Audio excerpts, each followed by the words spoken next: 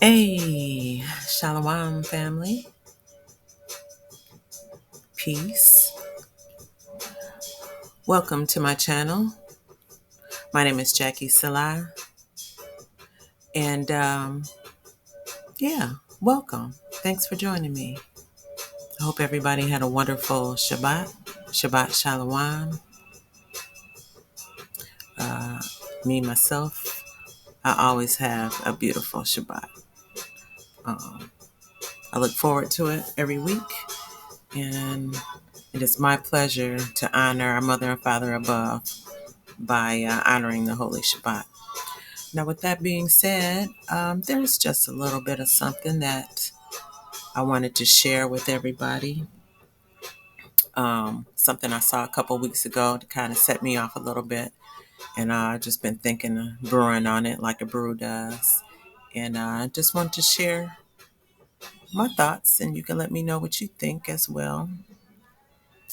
As always, we want to start with our copyright disclaimer, Copyright Act of 1976, that allows for fair use. What I'm going to be talking about today is touching back on the Orphan Trains. I've done a very few videos, but one video was about Orphan Trains. And I don't know, I didn't really care for that video that much. I think I let Jared Booster's video play a little bit too long. But I'm going to be honest, when I saw that about the Orphan Trains, I had never heard that before. And quite frankly, I was a little bit in awe of the caustic-cated hypocrisy that came to my mind when I saw the story of the Orphan Trains. And I'll tell you why at the end of this video. And it is the reason why I'm doing this. So with that being said, let's go ahead and get started. We're going to be talking about orphan trains and unanswered questions, revisiting the reset theories. All right.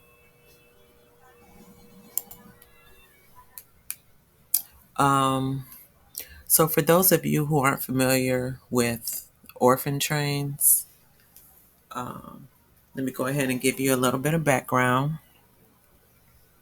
This information right here is coming from orphantraindepot.org.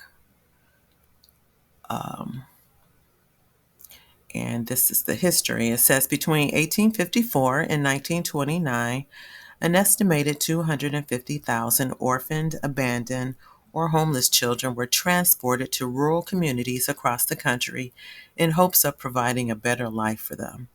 The orphan train movement was started by Charles Loring Brace and his organization, the Children's Aid Society.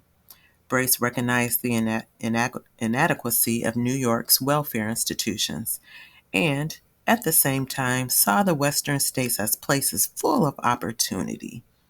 He devised a system whereby disadvantaged children would be sent to rural communities traveling by train and with a society agent, where they could be taken in by families who would teach them good morals and provide for their needs. All right, so that's that. Now let's go on. We'll go to another, I guess you could say, source. This is coming from Orphan Trains and Abused Children, The Hidden Story. This is a segment from a documentary called West by Orphan Train. And here it says, by the 1870s, the orphan trains of the Children's Aid Society were rolling into towns in more than 30 states. An average of over 3,000 children a year were taken out of orphanages and placed with families. It is estimated that there are now over 2 million descendants of orphan train riders. This was written in 2021, by the way. And then it goes on to give an interview between someone, I guess, who was the former curator of the Orphan Train complex. I'm not going into that. But then I just thought this was interesting. Again, this is just what people are thinking, but Here it says a look you never see on a 70-year-old. Yeah, they look a mess. They look like they've been through something. And it says here, children kept underground during the cataclysm resurface as slaves to repopulate research, orphan trains, and infantoriums. Um, It says most people today are kept unaware of the fact that there were a series of laws passed into effect in the 1800s, whereas unwed mothers were coerced to hand over their children to authorities. Thousands upon thousands complied. But why? The official explanation often falls upon the shame of immorality, mixed with a toxic blend of industrialization workhouses. Accordingly, they wanted to escape and make better lives for themselves, so they abandoned their children to child labor institutions and re-education centers. At the Foundling Hospital in London, an estimated 4,500 women handed over their children, and that's just one hospital. There were as many as 4 foundling asylums in New York City alone, in which they were collectively turning over 1,000 babies annually. Then it's going to go into talking about Canada and some of the other places. But there you have it. If you were not familiar with orphan trains, were they were literally, for some reason, in New York City, there were thousands and thousands of children and babies who were abandoned for reasons not quite explained. Um, However, this article here does give an explanation. It says that the children were underground during the cataclysm. Okay. Now, if you're not familiar with cataclysm, um, well, look, here's the definition. It's relating to or denoting a violent natural event. So, as we know, or you may not know, in the 1800s, there were a series of events that would definitely qualify as cataclysm that occurred around the world. It included earthquakes, floods, uh, volcano eruptions. We had plagues going on. There were fires everywhere. You got comets popping off, freezing cold weather, and there was just death and devastation. And this is what occurred in the 1800s, and it occurred across the world. It left it looking in ruins. It left, I guess, the survivors probably were pretty traumatized and in bad shape, and that is what, that's what this is referring to. So these children were left behind. Perhaps their parents were killed or they got separated. I don't really know. This is the history of immigrants. These are this is the history of the space and place invaders who came over to America. Apparently, a lot of them were parentless or separated from their parents. And I'm bringing this out for a reason. And just let me kind of get to it. All right. So um, now I want to go into this video. This video is put out by Lucius Aurelian. Okay, and Lucius titled his video Orphan Trains, Finishing the Last Reset. Now, Lucius is presenting a theory that has to do with the reset. If you don't know, um, the, there are groups of people who theorize that at certain periods of times that when civilizations fall, that there has been a reset, a new beginning, if you will, of new society starting. And this is his theory of what happened after this cataclysm occurred and everything was a mess and a wreck. And this happened around in the time of 1850. So let's go ahead and see what Lucius, his questions and his theories are. Pop off. What we're looking at here, though, is the time frame immediately following 1850, which is when we believe the last reset occurred. And we're going to look specifically at how that reset was implemented. It looks like there were 3 distinct approaches that were used. conflict, assimilation, indoctrination, and typically in that chronological order. And in fact, even to this day, we see conflict, assimilation, and indoctrination. The 19th century was rife with conflict, to include the United States Civil War, the Crimean War, and yet you can look and see many other conflicts. After conflict, which seemed to be targeting the remnants of the All right, so excuse me, Lucius. I'm gonna let you continue, but I just wanted to take a look at this picture with y'all. Um, it says it's a group of Gurkha soldiers with their British officer during the Indian Mutiny or Great Sepoy Rebellion of 1857. Now, let's take a good look at these folks. These are Gurkha soldiers. Gurkha is in Nepal, which is what is now called India.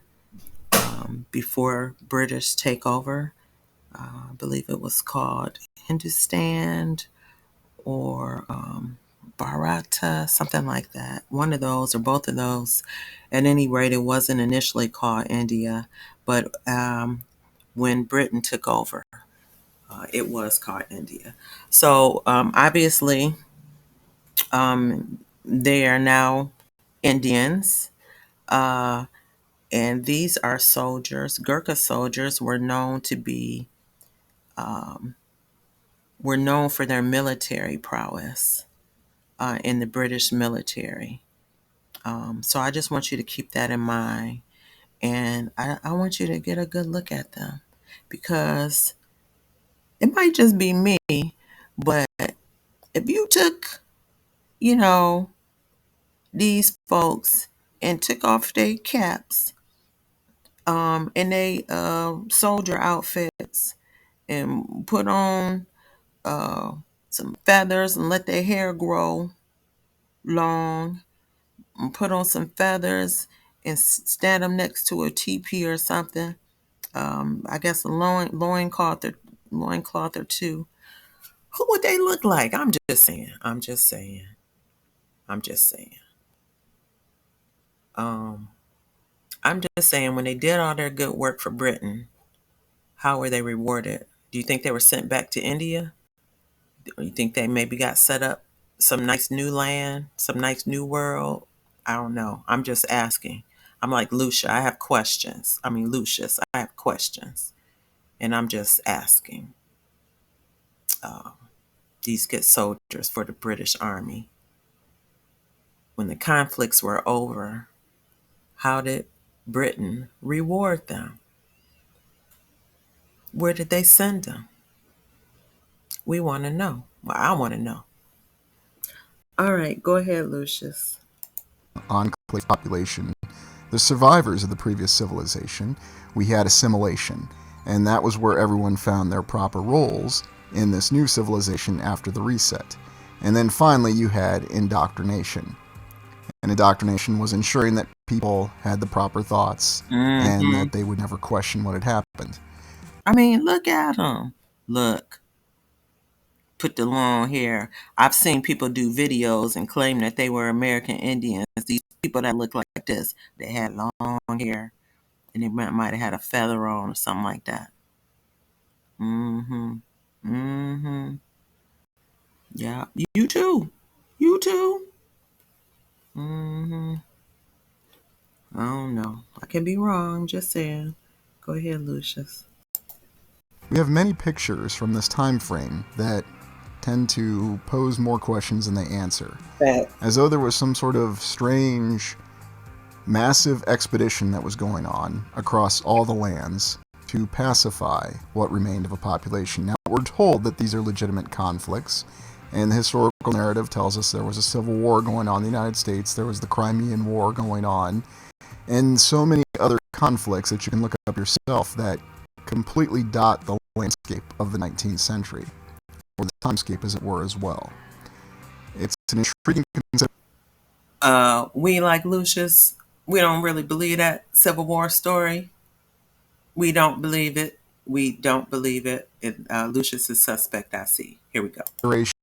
And yet we see other signs of it that show that there may be much more going on than we're aware in the historical narrative. The United States Civil War is often examined because of the conflicting accounts that we have in what occurred in the Civil War. Oftentimes we have pictures that don't match the narrative that we're given, or create more questions than they answer.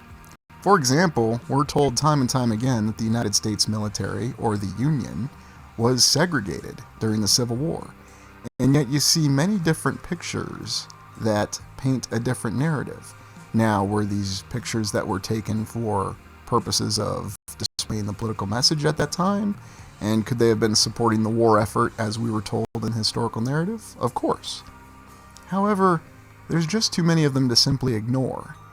And we have to wonder if there was something much greater going on, and that the nature of the conflict, and there's no doubt there was a very significant conflict that occurred, and not just in the United States and in the United States Civil War, but in all these conflicts across all the lands. We have to wonder what the true objective of the conflict is. And one of the channel's primary theories is that this conflict was targeting the remnants of the enclave population that had survived the last reset. People that they knew that were not going to go along with the reset and not drop what the truth was in favor of a new historical narrative. We have strange pictures like this that are supposedly from the United States Civil War, where we see large rabbles of people. We'll be told that this is some sort of formation for a militia. But when you look at this image, does this really give you the inclination that this is a militia? Or is there something else going on here? And we have the strange individual there with the top hat. This doesn't appear to be a military formation. It's very odd. You could have any kind of explanation for this photo. Is this a group of refugees going somewhere? Is this a group of people that are being moved from point A to point B against their will? None of the faces look particularly happy. This doesn't look like a group of people that are a militia, or they're going off to defend their homeland against some existential threat. We also think about the role that asylums played in the assimilation and indoctrination aspect of the conflict, assimilation, and indoctrination.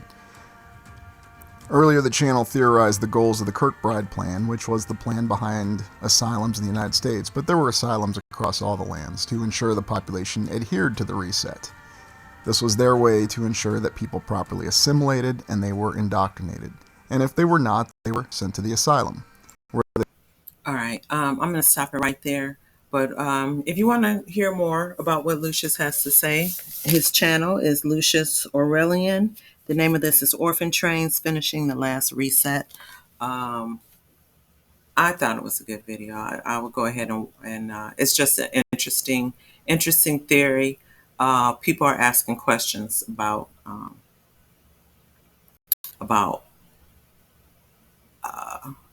this orphan train business and how people were indoctrinated to believe certain things about who they are. Okay, and I specifically right now am addressing the immigrants of the Caucasian persuasion, the white Europeans who came over, particularly, I guess the wave of immigrants was mostly in the 1800s. Um, and this was again when there was chaos, there was a lot of confusion, a lot of ruin, and a lot of fear, I'm quite sure.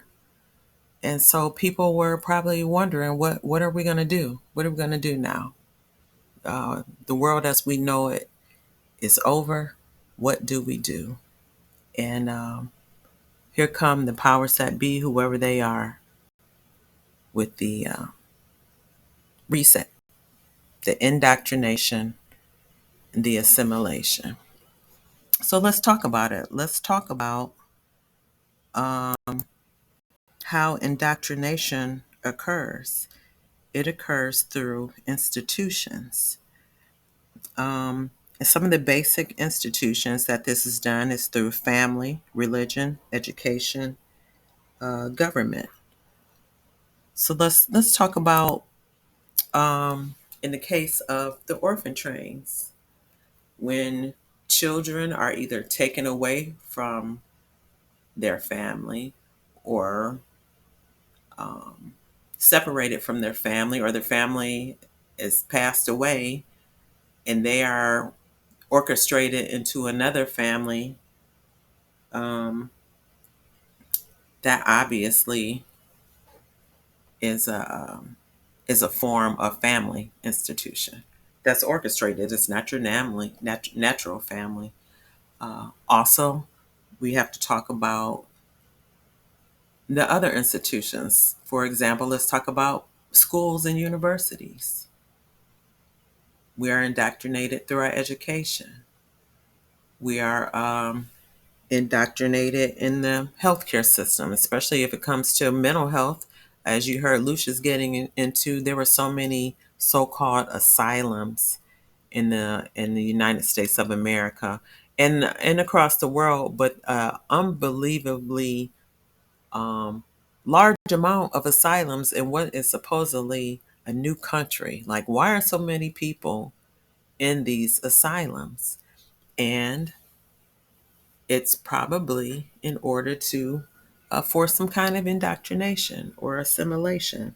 Um, I would definitely agree. We know when it comes to my people, the American Indian, the Israelite, the Naga, that we were definitely being experimented on in some of these institutions, especially when it comes to the hospitals.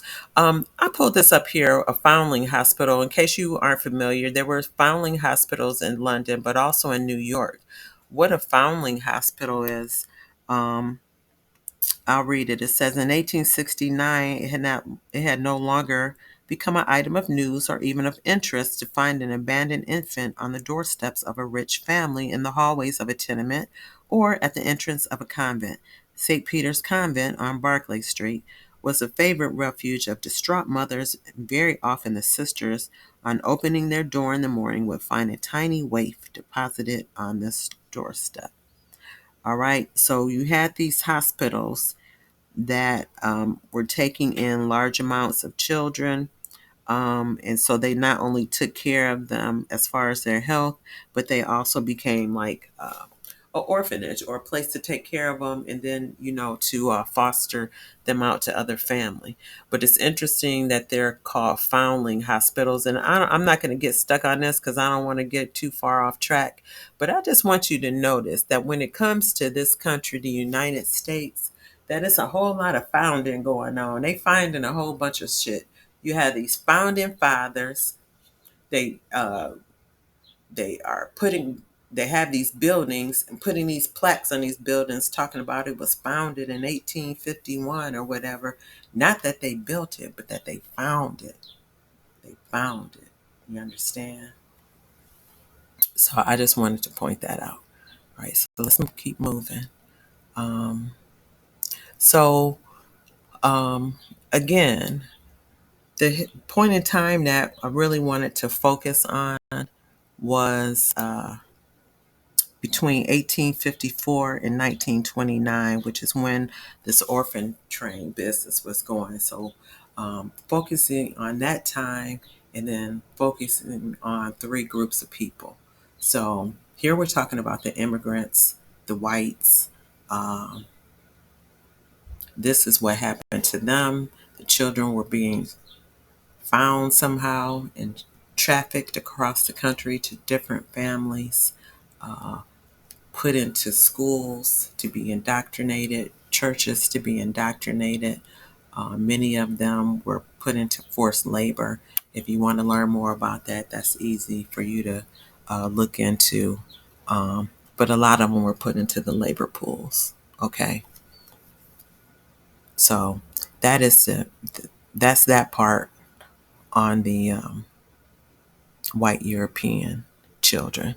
Now let's talk a little bit about what's going on with the so-called Native American children. I'm sure that you are familiar with the boarding schools. Um, See, the Native Americans, um, they went on the trail. The Trail of Tears was between 1830 and 1850. Um, so they were removed from. basically southeastern, for the most part, southeastern United States. Moved west, going into the more Midwest and the Western states on the Trail of Tears. Um, they also had signed many treaties with the government. Um, and so this is what happened to them, basically the five civilized tribes. Now, those are the Native Americans, people who would be called, considered Mongoloids. Um, Sometimes they get confused for some reason. People get confused and call them indigenous, but they are in fact are not indigenous to the land. But if you want to say they're native, that some of them were born here, I guess you could say that. But also, I'm still wondering about.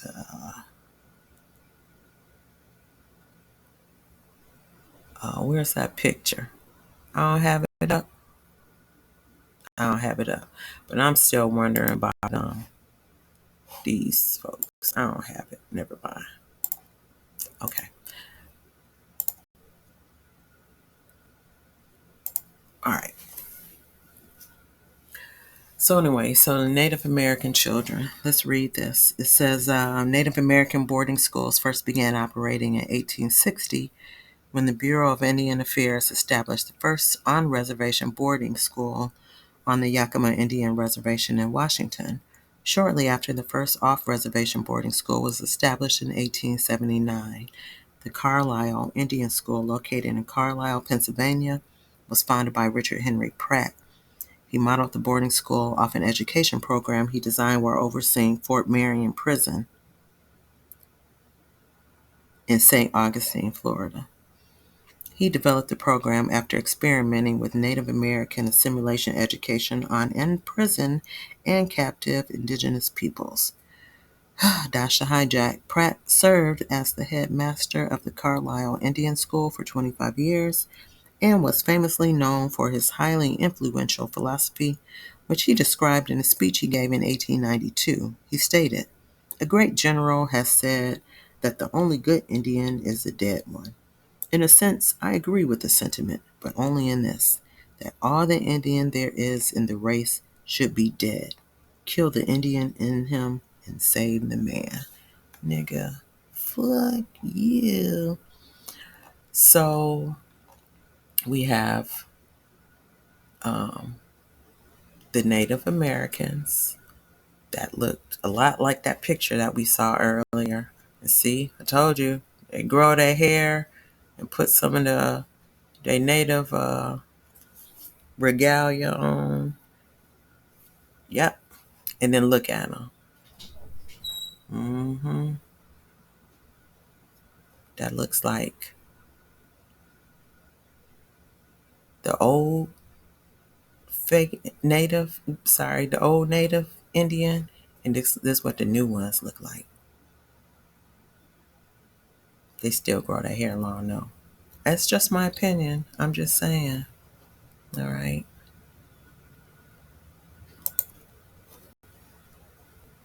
So now I want to go to this video, continuing on more about what went on with the Native American children in the boarding schools. The name of this video, it's from the channel Vox. It's called "How the U.S. Stole Thousands of Native American Children." Let's go. Mental, physical, and sexual abuse, forced manual labor, neglect, starvation, and death. My great-grandfather went to Carlisle, and nobody in my family ever talked about it. So if you Google Indian boarding schools, the majority of the pictures that you will see will be actually from Carlisle. Colonel Pratt created propaganda. He hired a photographer to create those before and after photos to show that his experiment was working. So it was, intentional propaganda. And it worked. The Carlisle model of education swept the country and led to the creation of over 350 boarding schools to assimilate Native American children. On the one hand, we have the Navajo as we find him in the desert. Few of these boys and girls have ever seen a white man. Yet, through the agencies of government, White man is their they are cousin. being rapidly brought from their... These people are cousins. These are all Eurasians. They're all Eurasians. You're Asian. You're Asian. They're cousins. Stop. Their state of comparative savagery and barbarism to one of civilization. In 1900, there were about 20,000 Native American children in these schools. By 1925, that number more than tripled. Families that refused to send their kids to these schools faced consequences like incarceration at Alcatraz or the withholding of food rations. Some parents who did lose their children to these schools even camped outside to be close to them. Many students ran away. Some found ways to hold on to their languages and cultures. Others, though, could no longer communicate with family members. And some never returned home at all. By stripping the children of their Native American identities, the U.S. government had found a way to disconnect them from their lands. And that was part of the U.S. strategy. During the same era in which thousands of children were sent away to boarding schools, a number of U.S. policies infringed on their tribal lands back home. In less than 5 decades, 2/3 of Native American lands had been taken away. The whole thing was purposeful. And the fact that it has been buried in the history books and not acknowledged is also intentional. Or it could just be a story that was told. All right? So I'm just pointing out again that when it comes to the white little children on the orphan trains, when it comes to the little Native American children in the boarding schools, it's very easy to indoctrinate and tell these children what to believe about themselves. And that's my point. All right? Now, hold on one second.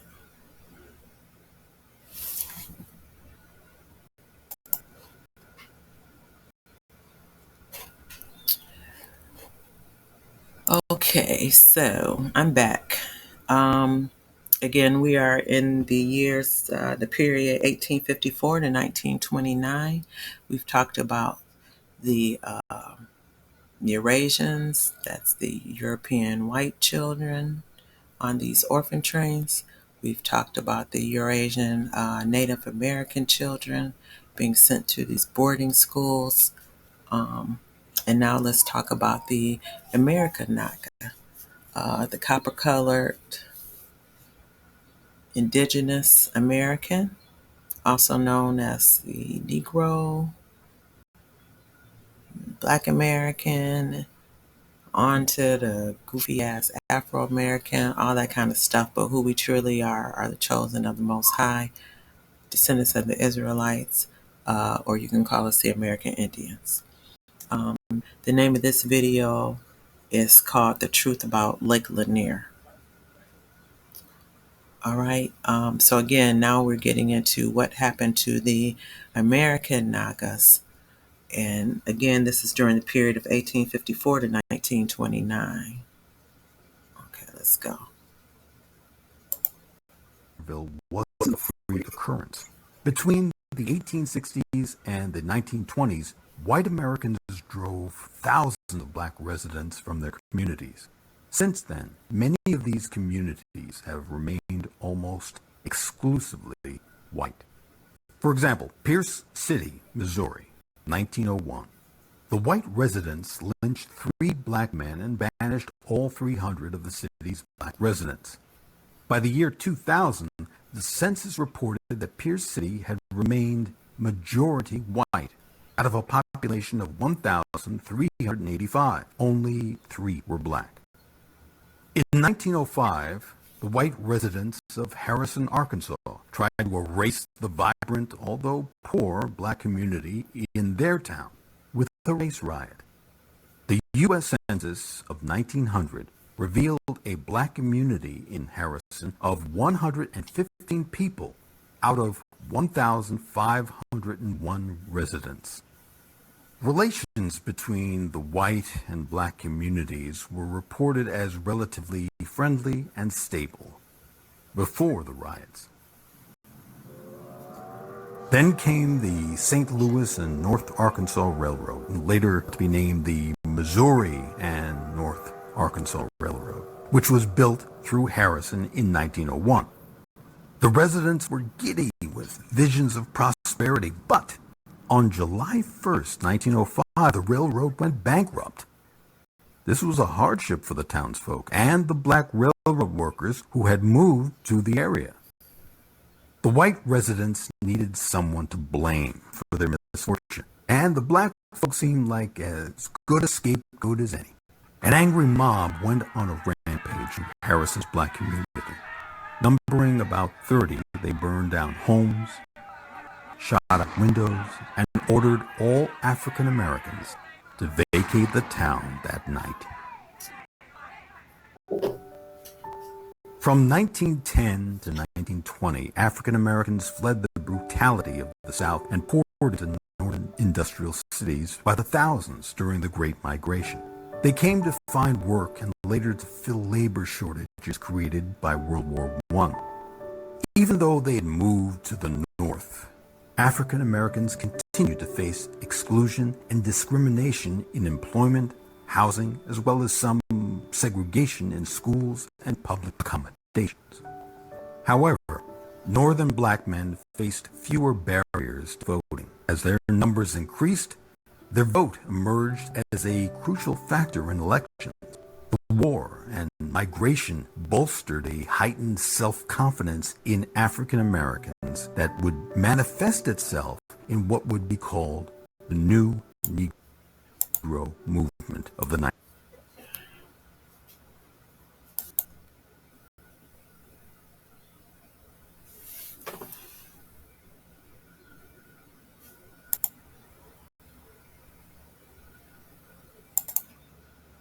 That's the land dispossession. And let's see what's going on in the educational system. This is from Unstripped Voice. It's called Incredible Footage of Black Children in the 1968 Classroom. I know this is beyond the time frame, but I'm just showing you that not only were we dispossessed and forced into assimilation, it continued on and continues on today. Let's watch. Here is its key scene.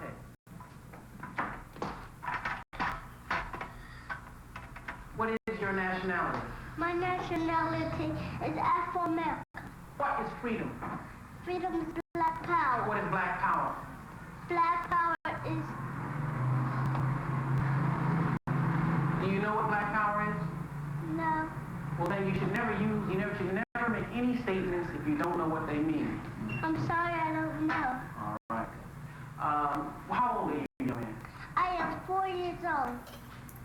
You're not 4 here. Bright little age. knocker. How old are you? How old are you? I am 4 years old. Are you sure you're 4? Yes. You're going to let me turn you around and tell you you're some other age? You're 6 years old, Eric. No. I can't hear you, Eric. No. Are you being frightened by me? No. I'm a teacher. I said you're 6. I am 4 years old. All right, then. You stand up for it, then. You shouldn't be weak. You stand up and say it. You ought to scream it in my face if I try to tell you different, right? Yes. Have a seat.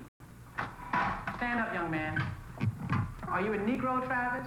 No. Are you a flunky, Travis? No. What are you?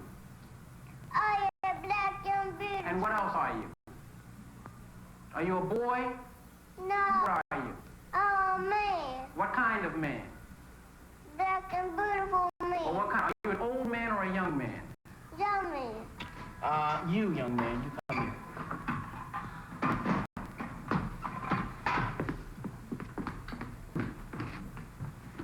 You're a Negro. No. I am your teacher. You are a Negro. No. Suppose I threatened to beat you, what would you say? Aren't you a Negro now? No. What are you? I'm black and beautiful. What is your nationality? My nationality is Afro-American. So I just want to say real quick, we saw the dispossession of our people from their land. Then we saw them going through a migration from the south to the north. And now we see our children in the schools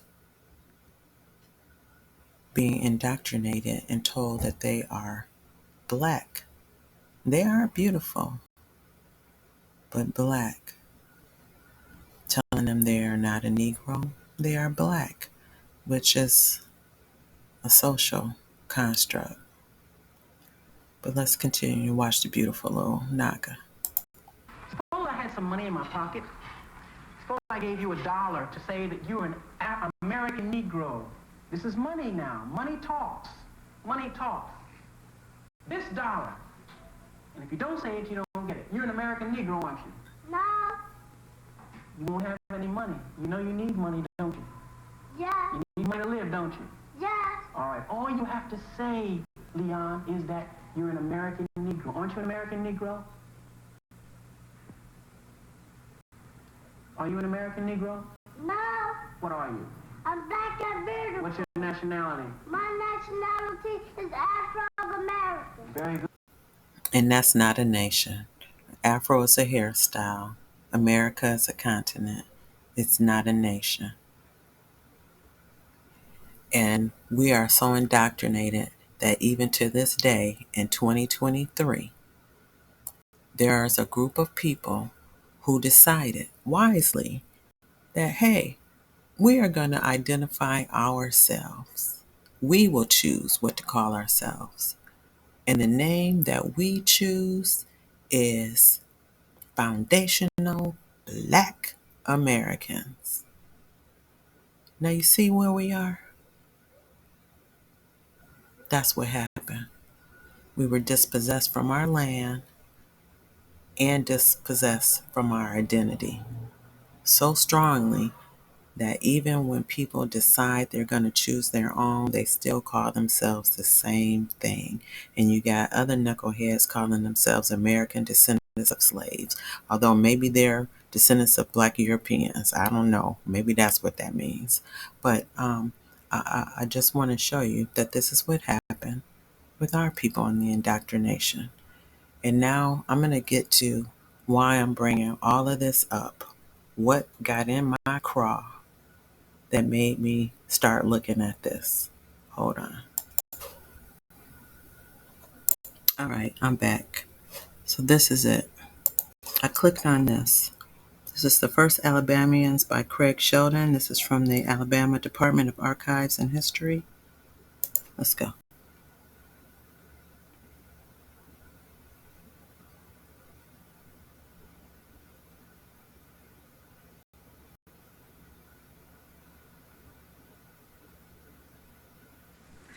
Today's speaker was born in Fairhope, Alabama, was educated at the University of Alabama and the University of Oregon, where he received a doctorate in anthropology. Currently, he is a distinguished research associate professor of anthropology at Auburn University in Montgomery. Please welcome Dr. Craig Sheldon.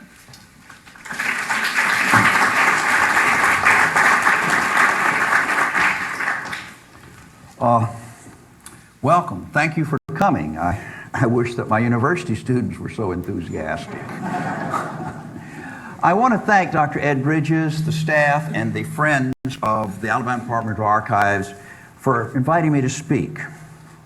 As Shira just said, this is the year of Alabama history.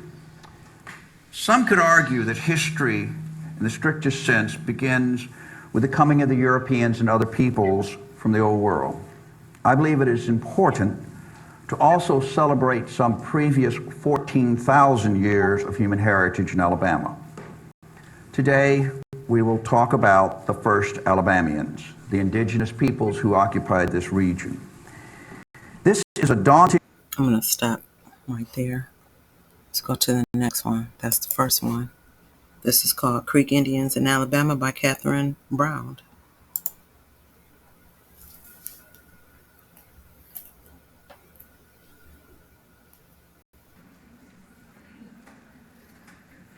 Welcome to Architreat's Food for Thought, sponsored by Friends of the Alabama Archives. We are so happy that you're here today joining us for this special Architects program. And we would like for you to plan on visiting the table. If you didn't see it in the lobby, it's sponsored by the Friends of the Alabama Archives. They also sponsor the gift shop here, and there are books for sale there by today's speaker.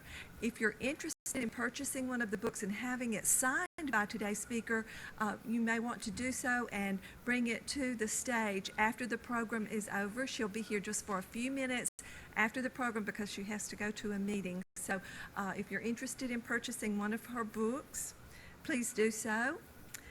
Also, we would like for you to plan to join us next month for the Year of Alabama History Architects presentation on Thursday, April 16th. Mills Thornton's presentation of the Cotton State. I'm sure you will want to join us for that. I bet We have that's some special guests today a that we would like treat. to welcome. Representatives of the Porch Band of Creek Indians. I believe you're right here. Thank you for joining us. Yeah. Kudos. Also, there is a special event that's going on all week long. Baby, It's the come on. spring outline of today's.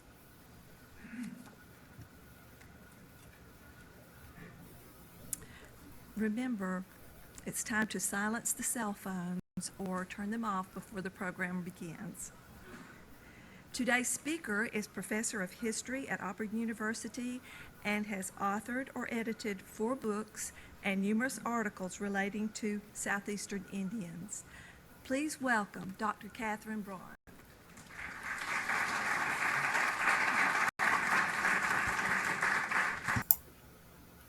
All right, so you saw it. We had the 2, I guess you would call them experts. We had Dr. Craig Sheldon and we had Catherine Brown, expert on the first Alabamians and the Creek Indians. And I'm telling you what, I want y'all to shut the hell up. You are not experts on my people. And as a matter of fact, what I want you to do is go ahead and let's go back to our guy Lucius here. And why don't y'all answer his questions? Why don't y'all dig into your own people's history and figure out where all these thousands of kids came from that y'all was trafficking across the country on trains? And quit acting like you're experts on the people that you don't know nothing about because you're telling lies. And I want you to stop it right now. Okay? And that's my rant.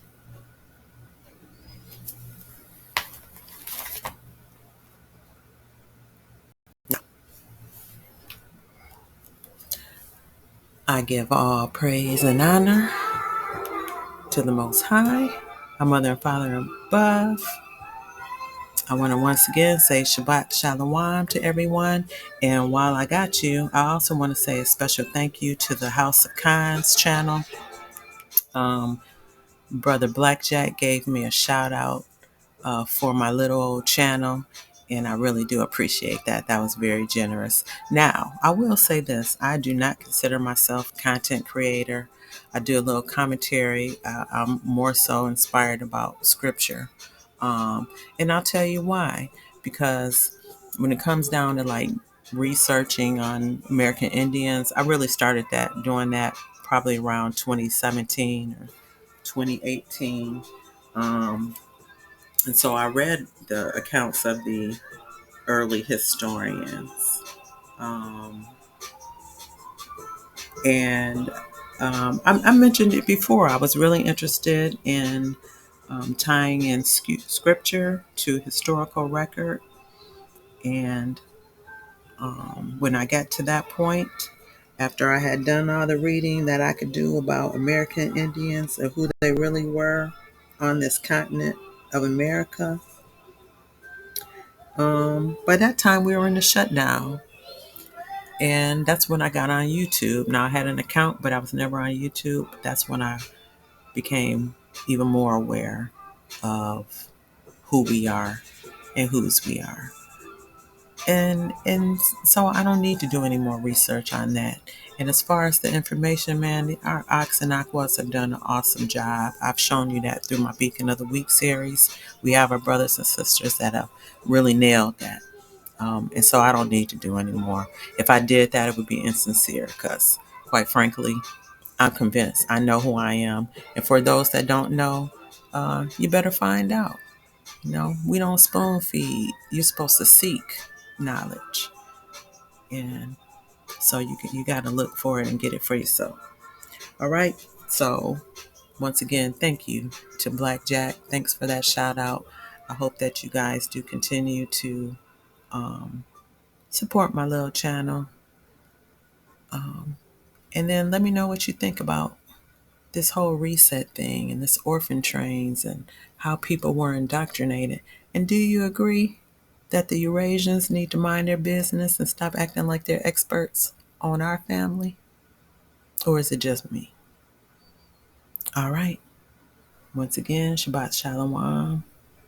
Much ahab to everyone. Peace to the family. Shalom.